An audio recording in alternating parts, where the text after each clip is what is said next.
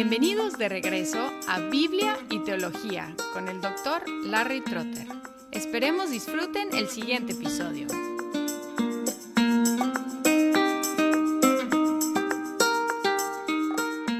Hola y bienvenidos de nuevo a Biblia y Teología, un podcast en el cual tocamos, como nuestro nombre indica, temas bíblicos y temas teológicos. En esta nueva serie vamos a estar hablando de un tema que es una combinación de cuestiones bíblicas y cuestiones teológicas. Y claro, todas las cuestiones teológicas deben ser bíblicas porque toda nuestra teología debe ser basada en la Biblia. Y el nuevo tema es la cuestión del pacto. En la vida hay muchas relaciones que no requieren ningún reconocimiento oficial. Amistades, vecinos, compañeros de clase, compañeros de la oficina, pero otras relaciones tienen una relación más formal y por lo tanto requieren arreglos específicos y muchas veces por escrito. El matrimonio es el ejemplo mayor, pero también cuando nuestros hijos nacen tenemos una documentación de su nacimiento para establecer su parentesco. Tenemos también cuando hay jefes y empleados firman contratos para obligarse a cumplir con ciertos requisitos. Nuestros oficiales gubernamentales hacen solemnes protestas y promesas.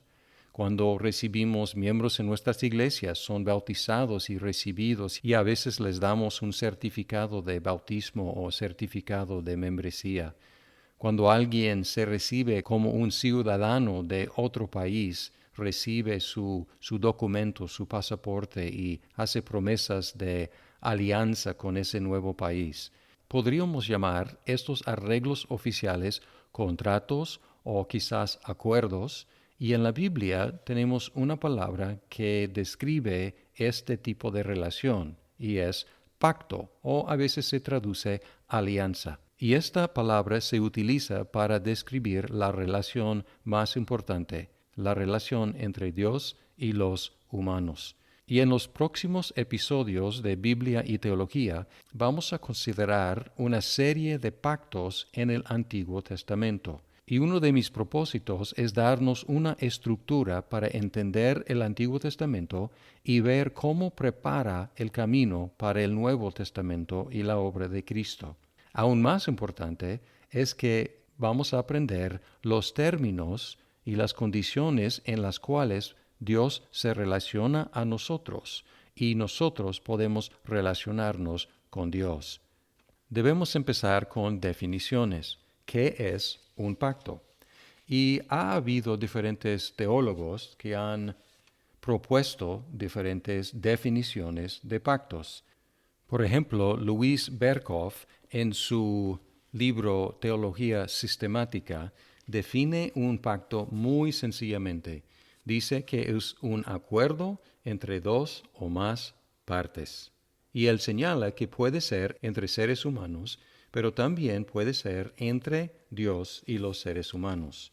Otros teólogos han tratado de ser mucho más específicos y, por ejemplo, tenemos el caso de John Murray, y él dice que un pacto es una administración soberana de gracia y promesa. Palmer Robertson define el pacto como un vínculo en la sangre administrado soberanamente. Y los dos enfatizan lo soberano de la institución de un pacto. Pero el Dr. Robertson enfatiza el aspecto de la sangre que sella esa administración soberana. Meredith Kline definió el pacto como un compromiso divinamente ordenado que funciona como instrumento del reino de Dios. Enfatiza lo mismo que Murray y Robertson, que es algo divino, es soberanamente instituido por Dios. Murray enfatizó la gracia y la promesa, Robertson enfatizó la sangre y Kline enfatizó el reino de Dios. La cosa es que nuestra definición del pacto va a afectar qué podemos considerar un pacto. Y esto llega a ser algo importante cuando vemos la formulación clásica de la teología del pacto en la corriente reformada.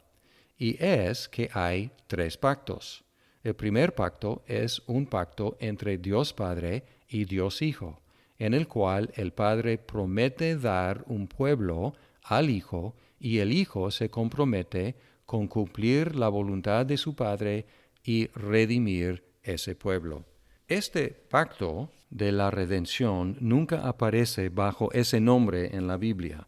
Sin embargo, tenemos versículos que indican que existía un acuerdo entre Padre e Hijo eternamente. Por ejemplo, en Juan 6:37 dice, todo lo que el Padre me da, vendrá a mí, y al que viene a mí, de ningún modo lo echaré fuera. Y sigue, porque he descendido del cielo, no para hacer mi voluntad, sino la voluntad del que envió. Y esta es la voluntad del que me envió, que de todo lo que él me ha dado, yo no pierda nada, sino que lo resucite en el día final. Porque esta es la voluntad de mi Padre, que todo aquel que ve al Hijo y cree en él tenga vida eterna, y yo mismo lo resucitaré en el día final. Y habla aquí de la voluntad del Padre, y habla también de todo lo que el Padre ha dado al Hijo. Y Jesucristo luego dice que todo el que me ha dado, yo no voy a perder nada, sino lo voy a resucitar en el día final. Y aquí se presupone un arreglo entre Padre e Hijo, Padre dando un pueblo al Hijo, el Hijo comprometiéndose con redimir ese pueblo. Y luego el siguiente pacto que vamos a examinar con más detalle en el próximo episodio es el pacto de obras o el pacto de vida. Hay 2 diferentes nombres, pacto de obras o pacto de vida. Y este pacto es el pacto entre Dios y Adán y Eva y su descendencia, y requería que ellos obedecieran perfectamente para seguir en la vida y les amenazó con la muerte si no siguieran en la obediencia. El tercer pacto es el pacto de gracia, el cual va a ser el tema de la mayor parte de esta serie sobre los pactos. Y el pacto de gracia es el pacto entre Dios y Cristo con su pueblo. Vamos a ver que el pacto de gracia es el tema de la mayor parte de la Biblia cuando vemos la Biblia desde la perspectiva del pacto. Ahora vamos a ver la importancia de la definición del pacto, porque si tenemos una definición amplia del pacto, podemos admitir el pacto de redención, el pacto de obras o vida y el pacto de gracia. Sin embargo, si tenemos una definición más restringida, vamos a tener que, por definición, eliminar 1 o 2 de estos pactos y no considerarlos pactos. Por ejemplo, el pacto de la redención. Si la definición de Murray se aplica, el pacto es, por naturaleza, de gracia, pero no podemos concebir de gracia entre Dios Padre y Dios Hijo. Entonces, no puede ser un pacto porque no es una cuestión de gracia. Puede ser una cuestión de amor, de bondad, pero gracia es hacia un pecador y no entra este concepto en la relación entre Padre e Hijo. Además, no podemos admitir el pacto de obras, porque el pacto de obras es entre Dios y Adán y Eva que no han pecado todavía. Por lo tanto, no es una cuestión de gracia, o sea, favor hacia un pecador. Por lo tanto, la definición de Murray excluye el pacto de redención y el pacto de obras como pactos y admite solamente el pacto de gracia. También la definición de Robertson dice que tiene que ver con sangre. Obviamente, en el pacto de redención, el pacto eterno entre Padre e Hijo, no hay derramamiento de sangre. Y por la definición de Robertson, entonces, no es un pacto. puede admitir el pacto de obras y el pacto de gracia, porque hay derramamiento de sangre en esos dos pactos. Y si tomamos la definición de Klein, podemos admitir tanto el pacto de redención, el pacto de obras y el pacto de gracia, porque son administraciones divinos del reino de Dios y es suficientemente amplia la definición para incluir los tres pactos como pactos. Además, aún más amplia y más general es la definición de Berkhof, que dice es un acuerdo entre dos partes. Y obviamente cualquiera de estos tres, redención, obras o gracia, puede entrar bajo esa definición tan amplia. ¿Qué debemos hacer entonces a la luz de estas diferentes definiciones de la palabra pacto? En primer lugar, debemos ser claros cuando estamos hablando del pacto para definir nuestros términos, porque no podemos tener una discusión fructífera si no estamos hablando de la misma cosa. Y si estamos hablando del pacto y usamos la definición de Murray, y estamos de acuerdo con esta definición, podemos tener una buena conversación sobre el pacto de gracia.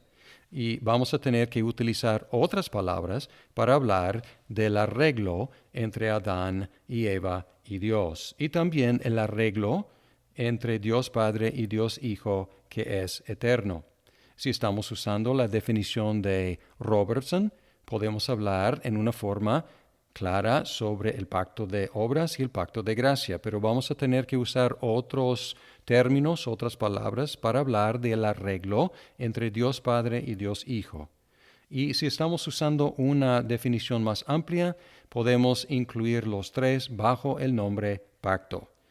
En esta serie vamos a empezar usando la palabra pacto en una forma amplia, sin darle mucha definición, porque lo que queremos hacer es estudiar las instancias en la Biblia que han sido históricamente consideradas pactos y vamos a ir dando más y más definición a la idea del pacto.